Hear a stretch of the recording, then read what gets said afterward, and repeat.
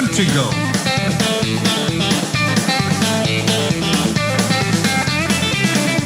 All new shows on Spectrum on Air. Visit our website on spectrumonair.com or listen on Mixcloud Live.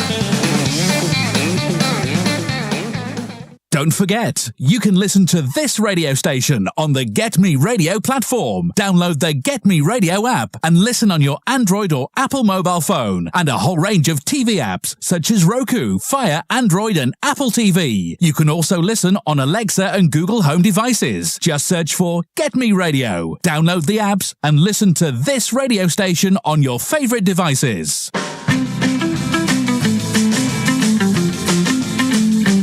Why not come with me, Tony Ingledown, on a journey in my time tunnel? Broadcast every Monday between 2 and 3 p.m. on Spectrum on Air.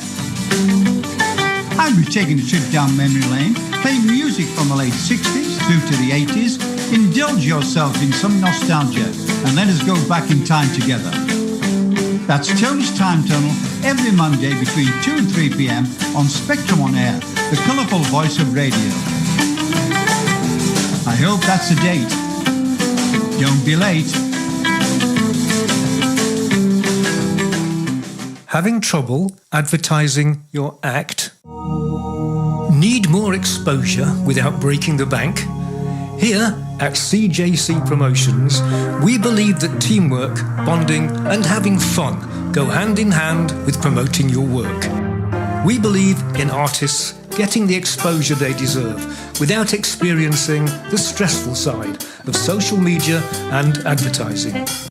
With contacts worldwide covering a multidisciplined media environment, we can target your talent so you gain the experience without the consequence of wasted time in unproductive ventures.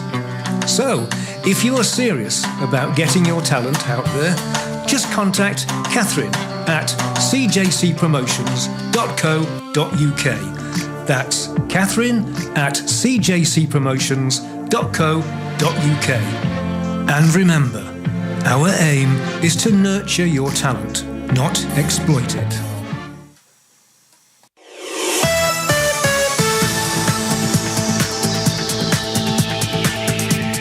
You are listening to Spectrum on Air, the colourful voice of radio.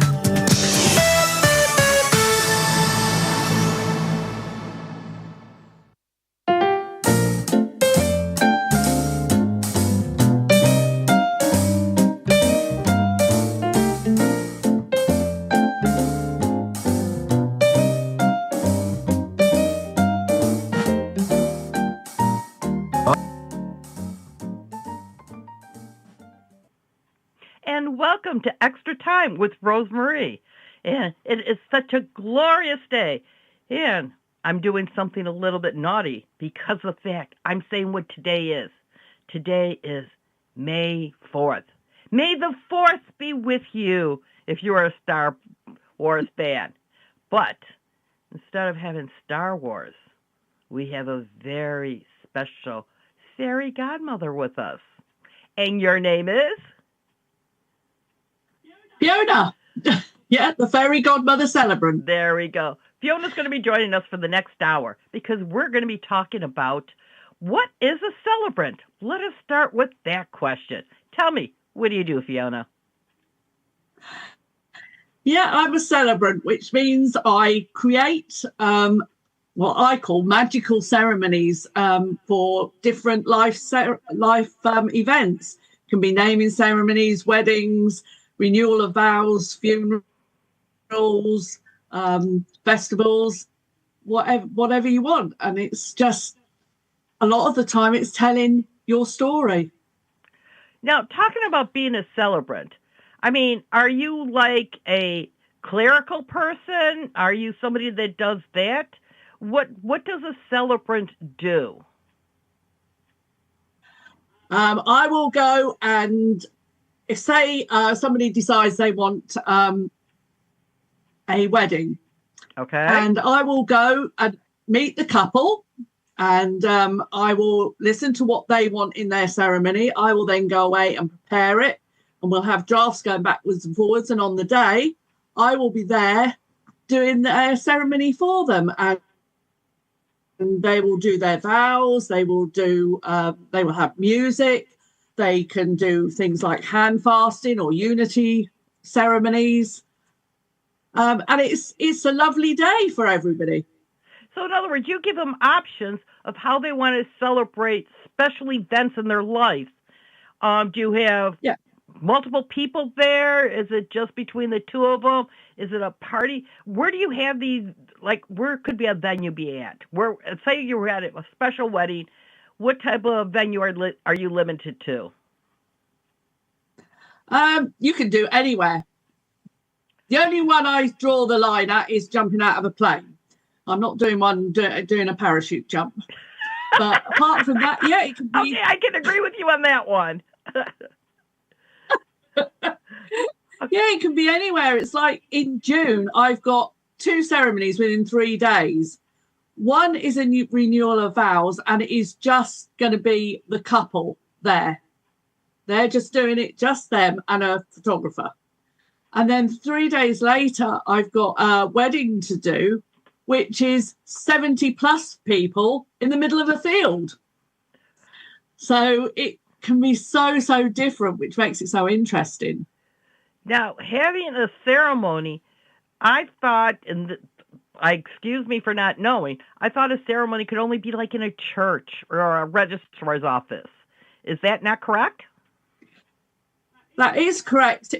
For the legal part, you have to either a church by the vicar or minister of that church, or in a registrar's office. You can do a 2+2, which is what a lot of our couples do, which is the legal bit with 2 witnesses, and it's over and done within 15 minutes. Then they can have a ceremony with whatever they like.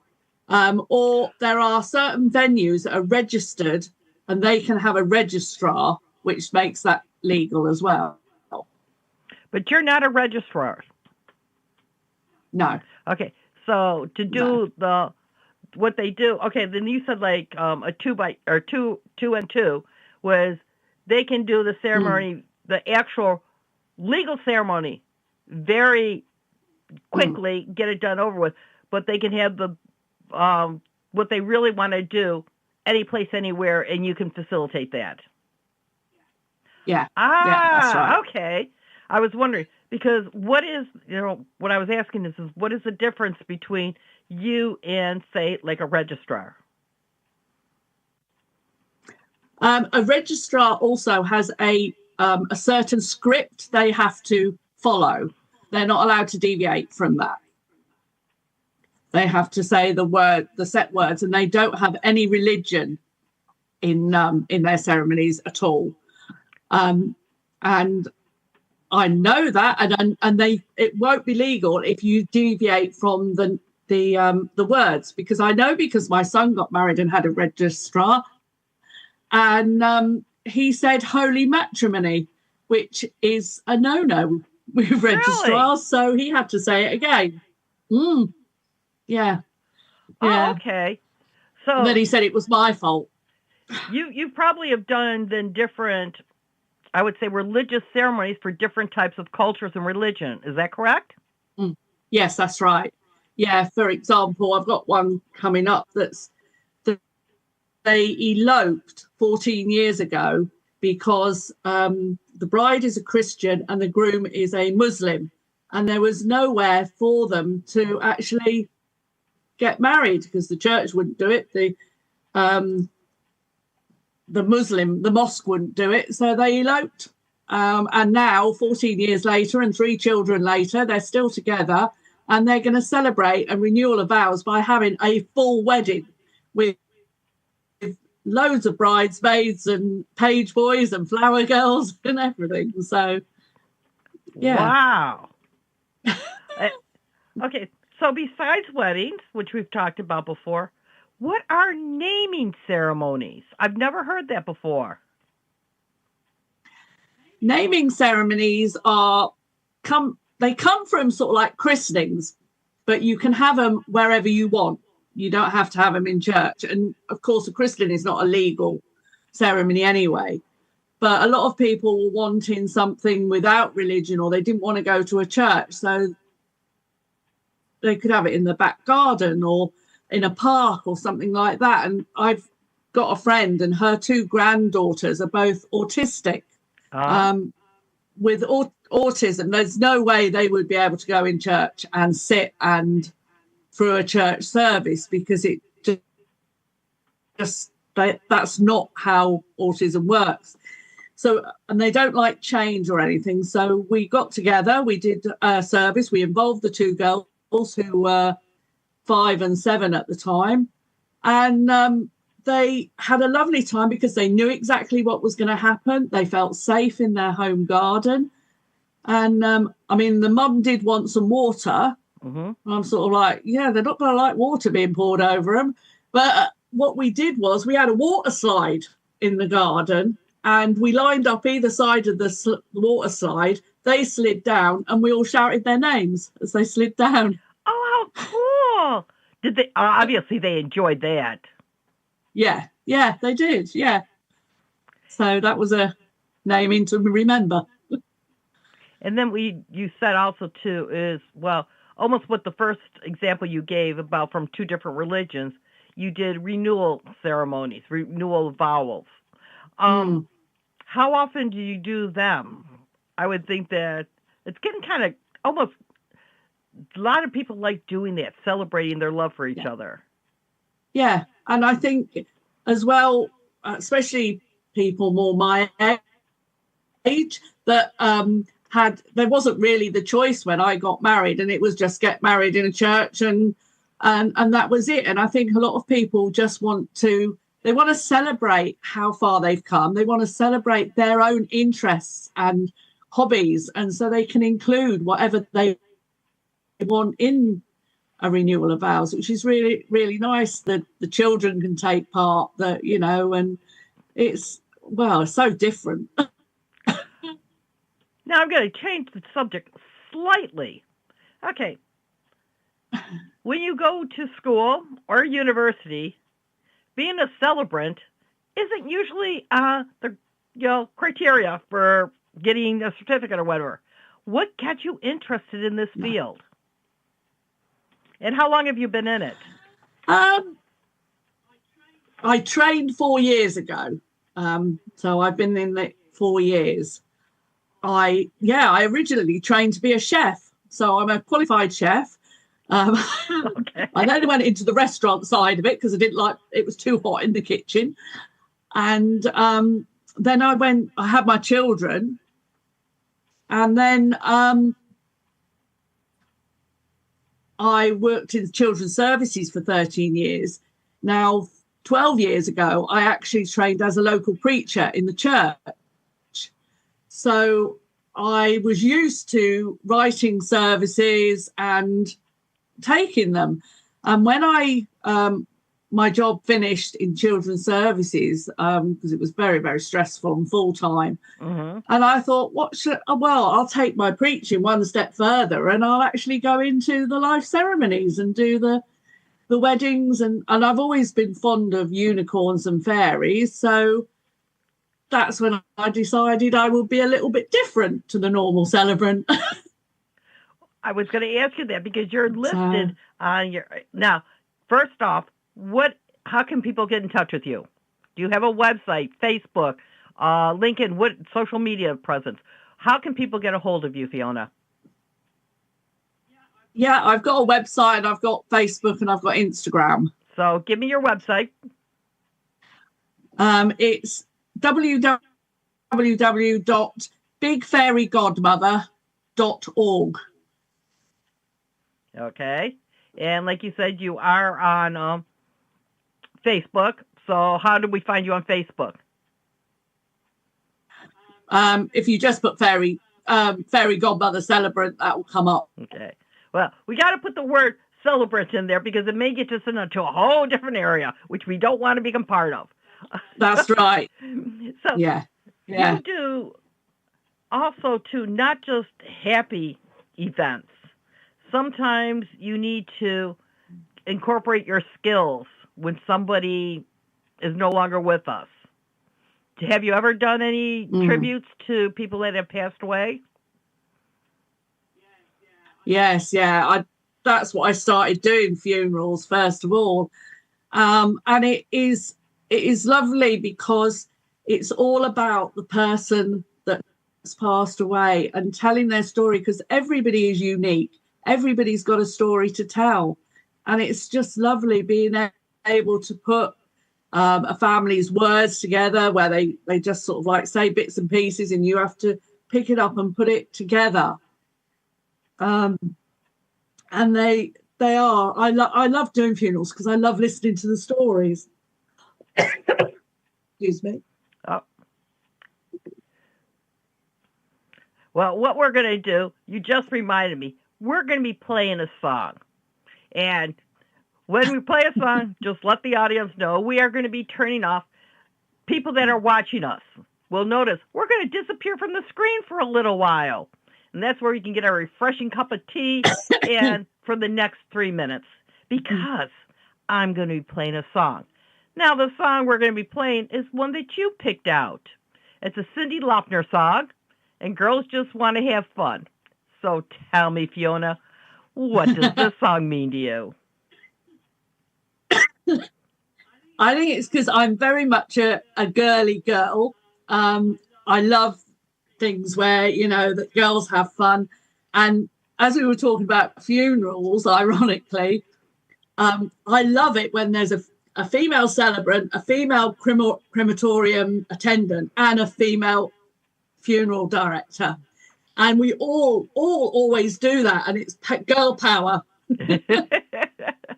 And yes, because you're so used to seeing men with the top hat and the very serious faces without realizing there's a lot to celebrate regardless of what the event is. So, of course, we are just going to have to play. Girls just want to have fun.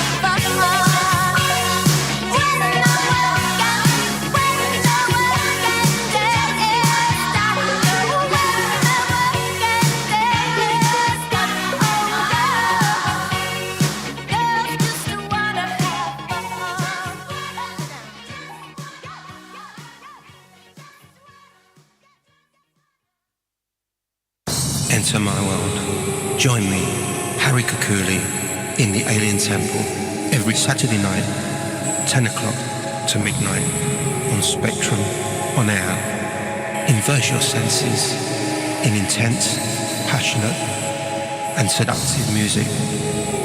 The Alien Temple with me, Harry Kukuli, every Saturday night, 10 to midnight, on Spectrum on air.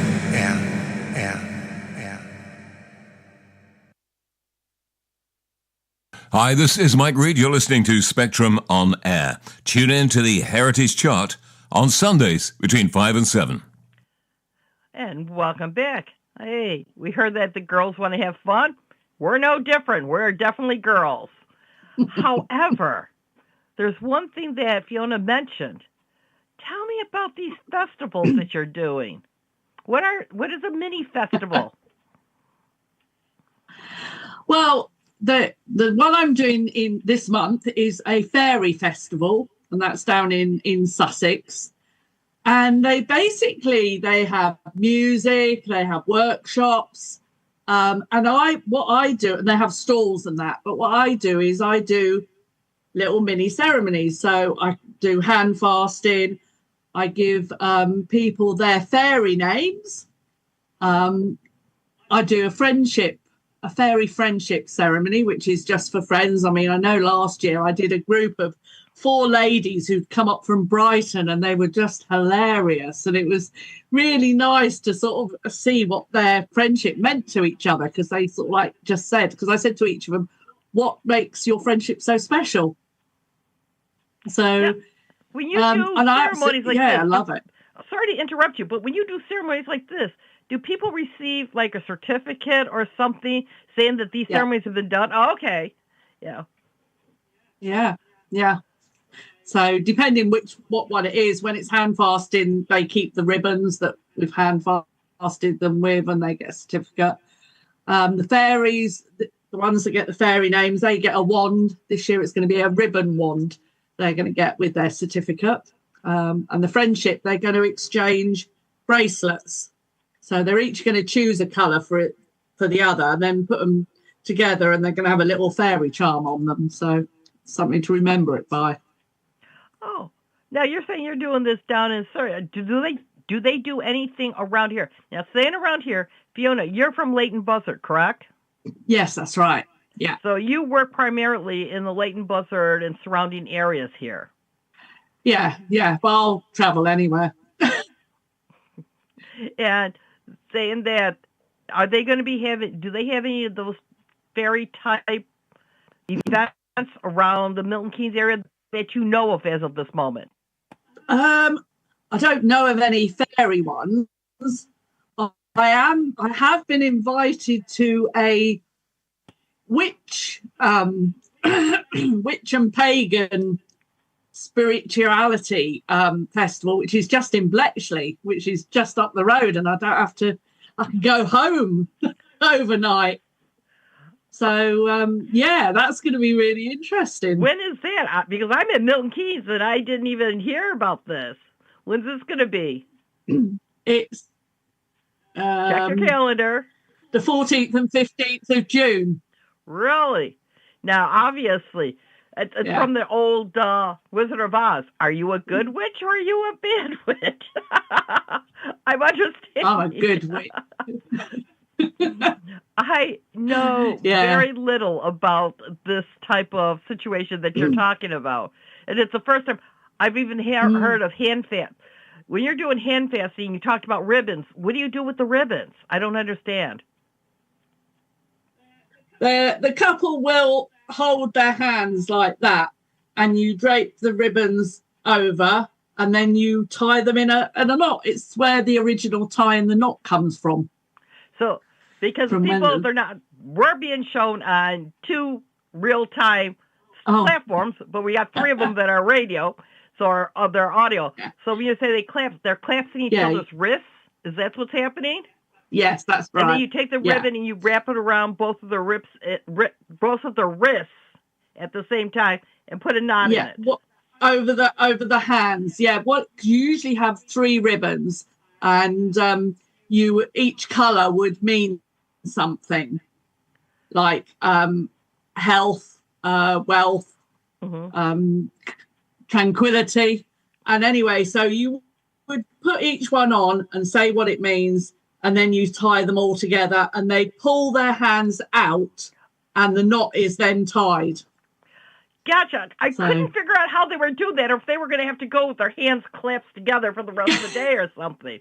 Oh, I've got it. Okay. Now, you have no issues, I'm assuming, of the gender of the people that are becoming hand-fasted or the wedding ceremonies? Or is that a topic that... Sorry? I said, do you have any issues with the type of gender of people that are becoming...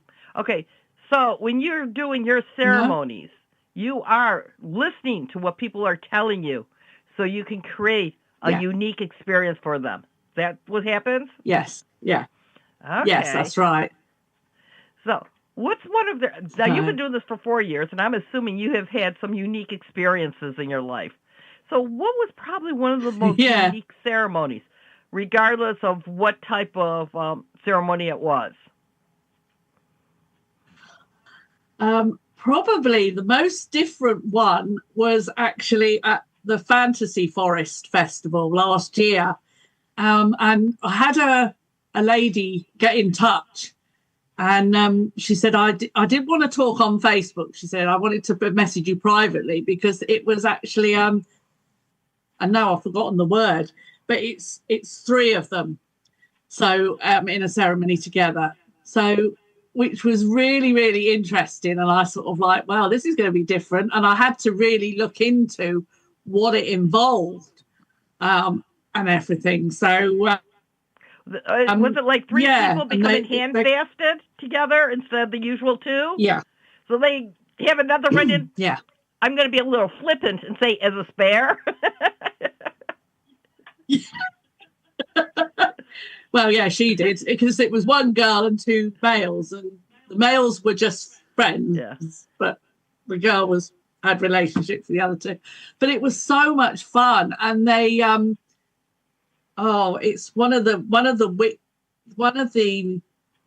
men liked one of this witch, Morrigan, who's, and I thought, oh, well, who's that? And I actually looked her up, and he didn't know that I was actually going to mention her in the ceremony, and he was absolutely thrilled to bits. Wow! He said, "Oh, wow, that's amazing!" And they were from a series of books that they loved as well, which are about it is about fairies and well, all sorts of mythical creatures, and that there's a series of them. I can't remember who wrote them, but I actually did read them, a few of them. Although, they were interesting. Wow! But that was probably the most unusual. I could see where that kind of like when you first heard about it was going to go, this is going to be interesting to pull off, but you did it. Yeah. Which is good. Now you talked about that one that do you go to these, are they fairy conventions? What are you calling them? Or festivals? It's festival, yeah. The Fantasy Forest takes place in Sudley Castle in Cheltenham, Gloucestershire. Okay. It's absolutely beautiful place. It's the resting place of Catherine Parr, one of the wives of Henry VIII. And it's all sorts of genres, from pirates to steampunk to fairies to mushrooms to whatever you want, Vikings.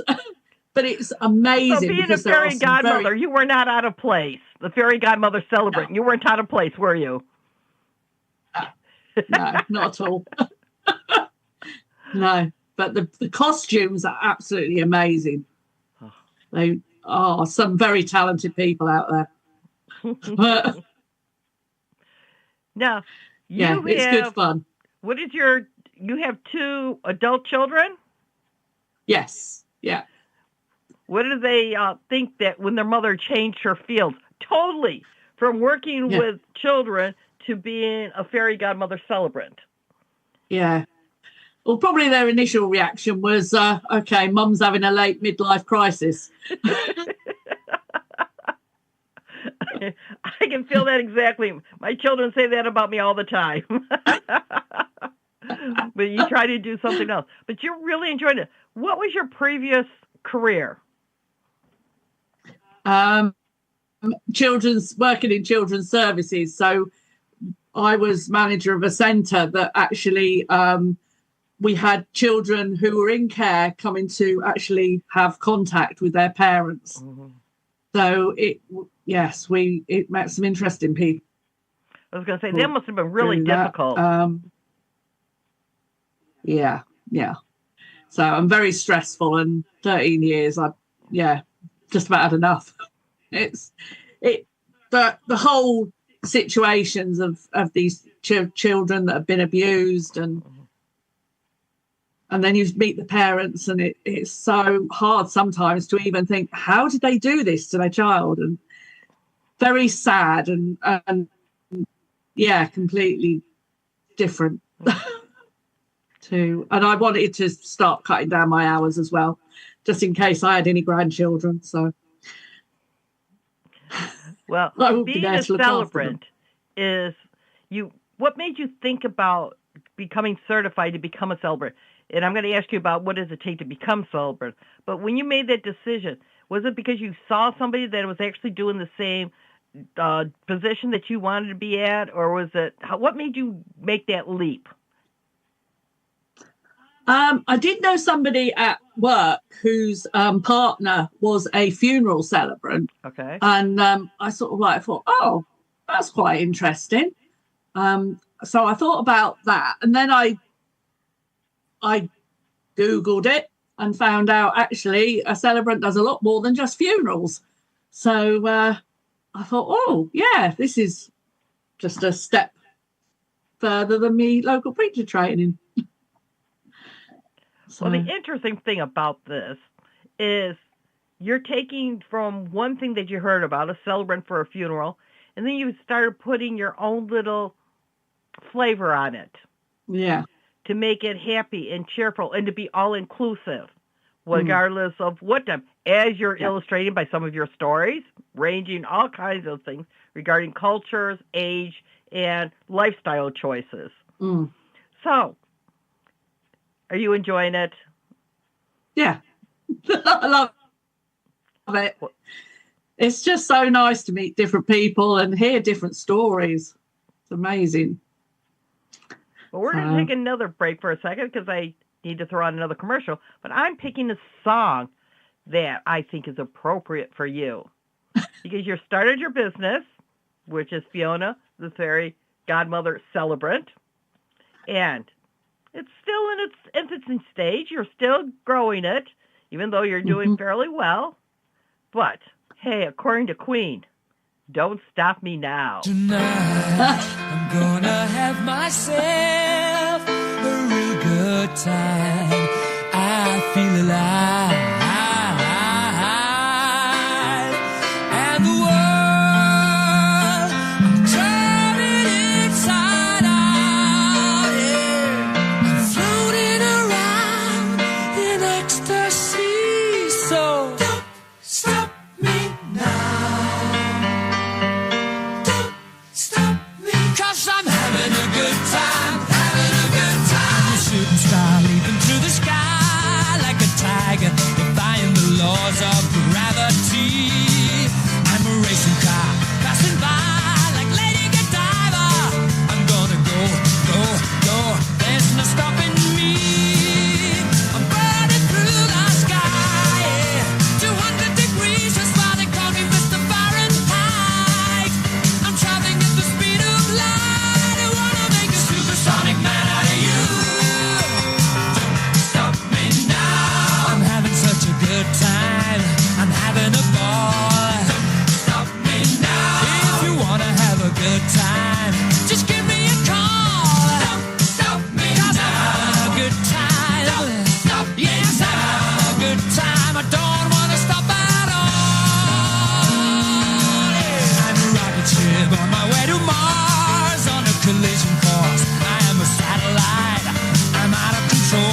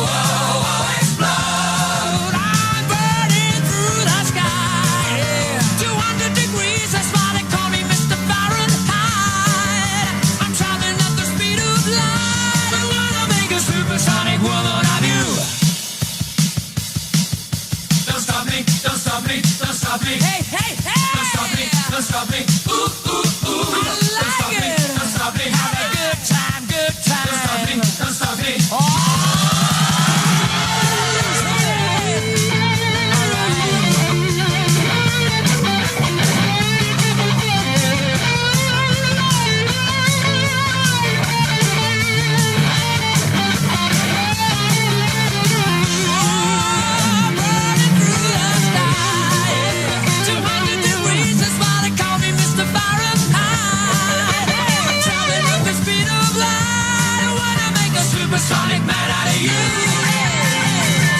Stop me now. I'm having such a good time.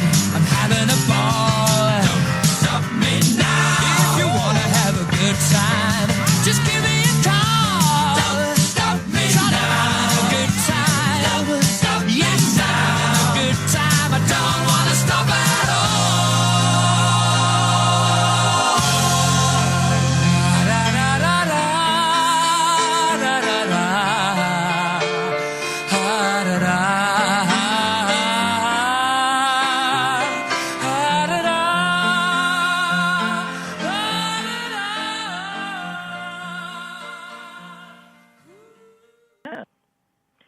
Fiona, you are not stopping at all. You're going to these festivals, which you seem to enjoy, that encompass a lot of the fantasy world. When you go to these festivals, do you go alone or does your husband go with you? Is he into this whole fantasy thing? My husband goes with me because he mans the stall while I do the ceremonies. So, but he does like the Fantasy Forest one because they have a special thing for Terry Pratchett and Discworld, which I think is a world built on a turtle or something like that. So he can go off and do bits and pieces like that. So, but he's not joining the hip, but he does enjoy fantasy. Yeah. So So is he employed or is he retired? What does he do, or does he help you out with your business? No, he works full time. He's in IT doing something or other, and he works from home. He goes into the office one day a week. So, but yeah, he has his office upstairs and I'm downstairs. And you meet in the kitchen. Yeah, that's right. Yeah. Or when he brings me a cup of coffee. That's where a lot of people that work together, they usually have one part of the house, the other one hits the other part of the house, and they meet in the kitchen. It's the communal area. Yes, right. Okay, I'm going to ask you a question. If somebody gave you $10 million, what would you do with it? Oh, wow. With no restraints on it. Oh, well, I'd have to set up a fairy festival in this area, definitely, and actually have a lot in an enchanted forest. And I mean, we've got lots of places in Milton Keynes where you could actually do things like that. So, I would that's definitely what I want to do, a fairy event. Yeah, without a doubt. Well, you talked about the one in Bletchley. Some of the details, I'll meet you there because I'm not that far from Bletchley. I'm about like 2 miles. So that would be cool to go with somebody that knows what's going on, because heaven knows this is a whole new area for me. But it's at is it Scott Social Club, something like that? Not a clue. Some of the details, me and my little sat nav, we can find any place around here. Yeah. No problem. Now, there's another thing that you and I have in common, which is where we actually met. It's because we have a public speaking club that's in Leighton Buzzard, which is where I met you originally. And one of the items in our club was we were doing impromptu speaking techniques. And you happened to mention that you were the celebrant, which kicked me off saying, the passion that you have for what you're doing, I need to get you on my radio show. Now, when you decided to come onto the public speaking club, which is the Leighton Buzzard Public Speakers, and it's easy enough to find us. We're on Facebook and whatever have you. But you did that because you wanted to enhance your communication skills. Of all the different techniques of communications, there's like different things that we really want to focus on. What probably is the number one technique that you need in your position? What serves you the best? That's a difficult one. What serves me the best? Certainly having confidence is definitely something. But I think as well, the impromptu topics, because you never know what's going to happen in a ceremony, especially when you're working with children. Like I had one last year when there was was a little 4-year-old boy. He was the grandson, and he was helping me with the ribbons because it was a hand fasting, and he was handing them to me. But all of a sudden, this little girl, the similar age, come running down and said, "Can I help?" I thought, oh, okay. So then I had to sort of like try and sort out the work and give them a ribbon each. And then they had jump in the broomstick. And so these two little children were holding the broomstick. And usually we say, hold it up high. Oh, and I said to him, do you think Grandma can jump that high? And he went, oh, yeah, yeah. And but then we sort of like, she was going, no. And we took it. I was trying to get them to take it down, and they wouldn't. They said, no, she can jump. And I went, no, health and safety, we need to bring it down. So, yeah, and I think that is it. You know, you do never know what's going to happen. So sometimes, yeah, you have to rely on sort of like just working around it and not letting it phase you. Well, one of the things you were talking about is sometimes, especially if there's a tribute for somebody passing away, you really have to listen more with your heart than with your ears. Is that true? Yeah. Yes. Yeah. Definitely. Okay. So, and sometimes it's very difficult to get things out of them about their story and that sometimes, and you're sort of like, you're really having to listen and pick up on key words that you can suddenly say, oh, well, did they like that? And so that you can get more to put into the tribute. So, yeah, definitely listening is more important, I think, when you're doing the funeral. Mm-hmm. Definitely. You are the first celebrant I've ever met. So is there quite a few of them in this area, or is that still kind of like a small group of people being celebrants? No, there's quite a lot in this area. I think funeral celebrants have been around for a lot longer, and more people, if you say what's a celebrant, will say, oh, it's somebody who does funerals. But obviously they do a lot more. So, but there are quite a few, and we do support each other. Mm-hmm. You know, it's not a case of all fighting for a ceremony or anything, because we're all different. And we all attract different people. So, and also, it's nice to have. One day, another one can pitch in and stuff. Yeah. Yeah. And we come up with ideas for each other and everything. I mean, I'd said to my friend who's a celebrant, you know, I'm going on the radio show. You know, what do you think I need to highlight for celebrants? And what did she say? She said options and choice.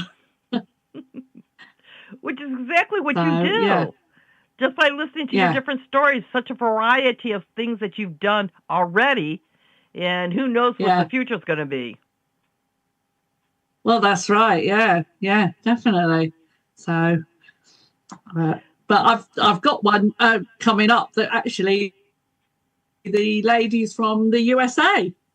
So, and she met her English partner 22 years ago. They got engaged. She went back to America because she'd only been over here for traveling. And they drifted apart. They've met again on Facebook. They got married in a registry office in February, and they're having now the ceremony that she's always wanted in June. And so it's an amazing story. And she's now moving to the UK. Wow. Hey, I've already said that before because my husband was British. There wasn't enough good men in the United States. I had to come to England to find one. There we go. Yeah. You got to have a lot. The good thing about it, if you have a lot of red, white, and blue, it's for both countries. There you go. Yeah. So it'll be nice to include some of that American in there as well as English. What can I say? We won't measure. We're taking over the country again. You came over here, and with the United States, now we're doing their favor, and everybody's coming over here. That's my theory. Yeah. And I'll stick by it. Yeah. being a celebrant and working with so many different types of people, I can't imagine any line that you would draw underneath unless the ceremony was very dark in nature, or is there anything that could be, you can construe that it be illegal? There's just about everything is available, isn't there, for options? Have you ever had one that you had to turn down? Yeah. I should say, to rephrase that. No, I haven't. I am doing one in August, which I was a bit concerned about, because he said they wanted the hand fasting like the Doors lead singer had in the Doors film, which I'd never seen. But if Jim Morrison was the lead singer, and he was into very dark stuff, but the thing, and I made sure that I'd actually got a caveat on my contract when I sent it to them to say that I don't do any dark magic or anything to do with blood. So yeah. I so that's where I would draw the line. Yes, yeah. And in actual fact, the ceremony they're having now is amazing, and he is so happy with it. So obviously that wasn't a big factor. It just came across, and he was talking about it, and I suddenly thought, oh, but no, it's all good now. So thankfully.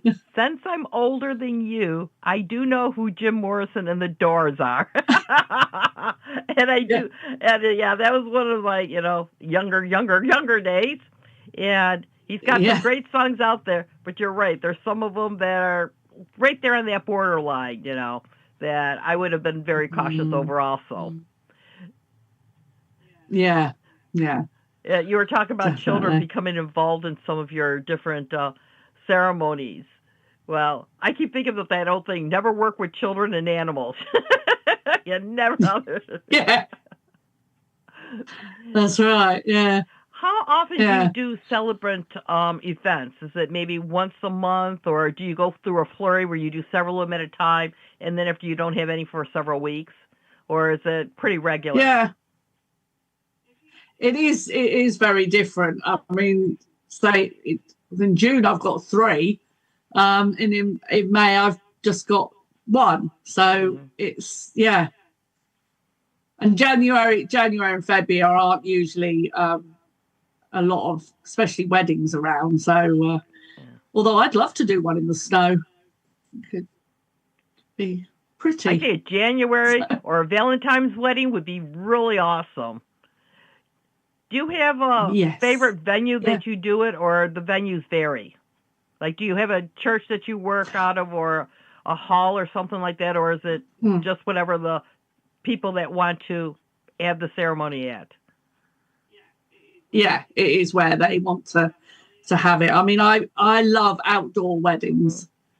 I like ones that are outdoors in the woodlands and things like that, in nature. That's what fairies do. They love nature. Now, you work by yourself, and you do all your paperwork and everything else like that. To become a celebrant, what does that include? Do you have to go learn legalities? Do you have to learn special whatever? There's several celebrant agencies or schools out there. I trained with the UK Society of Celebrants, and it was because it was just after COVID as well, so towards the end of COVID. So I actually did mine all online, which was quite interesting because I had to write the ceremonies and then I had to actually perform them. So I had to get my camera so that he could see me standing up and actually doing the ceremonies. So we get taught to some schools now will do funerals as one section, and then the family celebrant, which does the weddings and the naming ceremonies, as a different one. Mm-hmm. But in all of them, you would be expected to do homework which involved writing ceremonies. I mean, I think we did 3 funerals and a couple of weddings and a naming ceremony, which, you know, we had to write. I mean, and also you did things like interviews, like talking to the person who'd got a bereavement, mm-hmm. and being able to pick up on those key words and make sure that you've got all the information in there. Because you had to sort of write it up, and he would check to see that everything was in there. Oh. So, okay, how long did it take you to get your certificate? Is it a year-long thing? Is it, you know, several weeks? Most of them are spread out. I decided to do a week's intensive one, which literally was 12 hours every day for a week. So, wow. Yeah, I had some late nights because I had homework to do as well. So it was really, really intense. But I'd finished my full-time job and I was deciding what to do next. So, mm-hmm. But yeah, it was good. I really enjoyed it. And as I say, there's quite a few people now out do that, and they do different. There's sort of one does alternative ceremonies. Oh, okay. So you can, yeah. And there's the Coffin Club, which is a very moving forward in funerals in a different way, more as celebrations of life and the fact that you can have a funeral service anywhere as well. But I haven't quite got that. I'm quite happy just working at my local crematorium. Yeah. Fiona, this has been the most fascinating hour I've had learning about you, learning about a field I had no clue about. But guess what? I have to leave. Our time is almost up. So 2 things. One, once again, what is your website?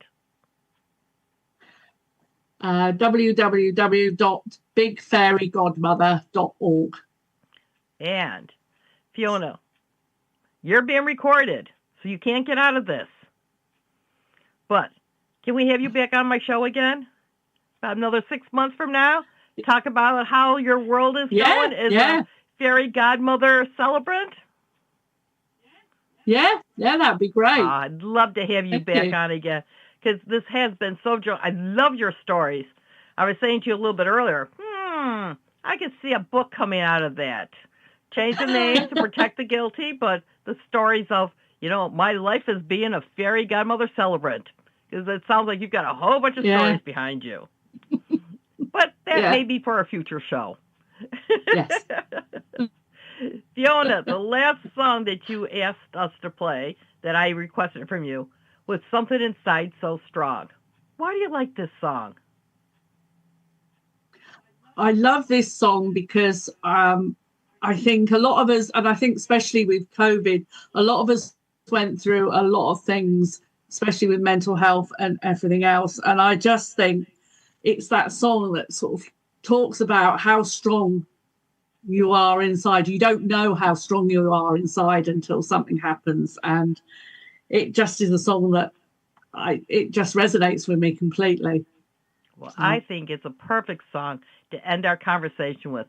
Fiona, thank you so much for being on Extra Time with Rosemary, and I have appreciated it immensely, you giving up part of your Sunday for me. So, thank you. I have loved it. Yes. All right, then. I'll talk to you later. Bye. Bye-bye. And now, Something Inside So Strong, and I'll see you next week.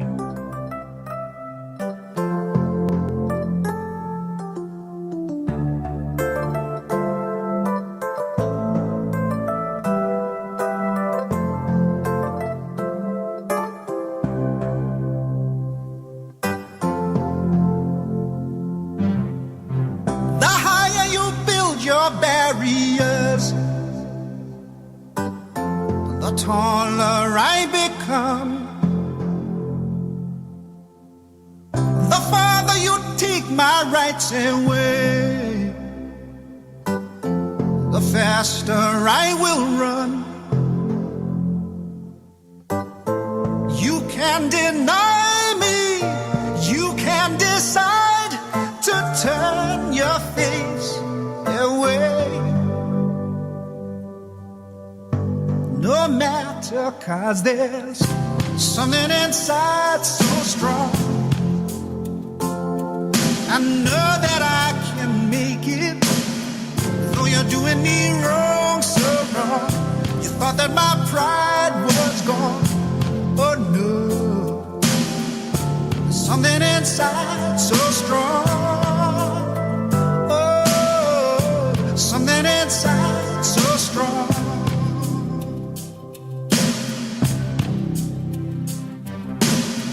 The more you refuse to hear my voice, the louder I will sing. You hide behind walls of Jericho.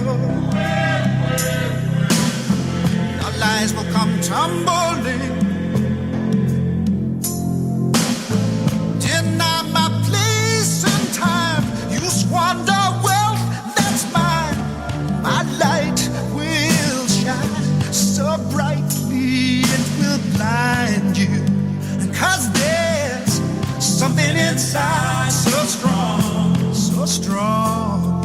I know that I can make it, though you're doing me wrong, so wrong. You thought that my pride was gone. Oh no, there's something inside so strong. Oh, something inside so strong. Brothers and sisters, when they insist we're just not good enough,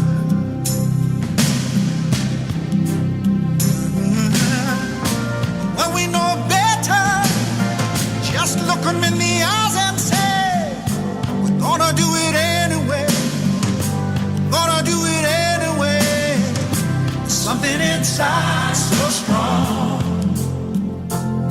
and I know